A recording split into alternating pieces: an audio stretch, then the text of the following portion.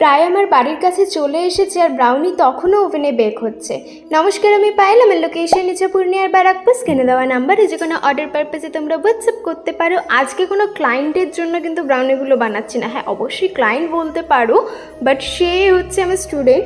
আমার লাস্ট যে ব্রাউনি ওয়ার্কশপটা হয়েছিল সেখানেও অ্যাটেন্ড করেছিল। ও কোনো বেকার নয়, সব থেকেই ব্রাউনিটা শিখেছিল। তখনই বলেছিল, দিদি আমি তোমার হাতের ব্রাউনি টেস্ট করব, তারপরেই নিজে বানাবো। সেই রিসরানা শ্রীরামপুরেও থাকে, সেখান থেকে আমার লোকেশনে এসে ব্রাউনি টেস্ট করবে বলে 2 বক্স ব্রাউনি অর্ডার করেছিল, রেড ভেলভেট চিজ কেক আর চিজি ম্যাঙ্গো। আজকে আবার রেড ভেলভেটটা একটু অন্যরকমভাবে করেছি। আমি চেষ্টা করি প্রত্যেক দিন নিউ নিউ ট্রিক্স অ্যাপ্লাই করার। এবারে বলি কেন লেটটা হয়েছিল। ও বলে তো রেখেছিল সেদিনকে নেবে, বাট অর্ডারটা কনফার্ম করেনি। আমি আগের দিনকে রাতের বেলাতে আবার মেসেজ করি যে তুমি কি কাল কনফার্ম আসছো। ও রাতের বেলাতে কনফার্ম করে, যেই কারণে হুড়োহুড়িটা লেগে গিয়েছিল, কারণ পরের দিনের শিডিউল আমার অলরেডি বুক ছিল।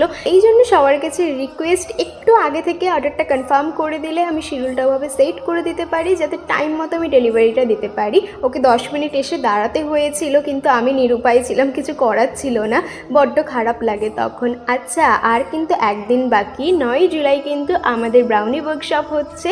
সেখানে কিন্তু এই সমস্ত ব্রাউনি তোমরা শিখতে পারবে। গিভেন নাম্বারে হোয়াটসঅ্যাপ করে ফেলো। অলরেডি সিট বুকিং তো প্রায় হয়েই গিয়েছে, আর কয়েকটা সিটই ফাঁকা রয়েছে। সবশেষে ওকে বলেছি টেস্ট করেছো, এবার কিন্তু ব্রাউনি বানাতে হবে। বললো ওকে দিদি। রাতে রাতে টাটা।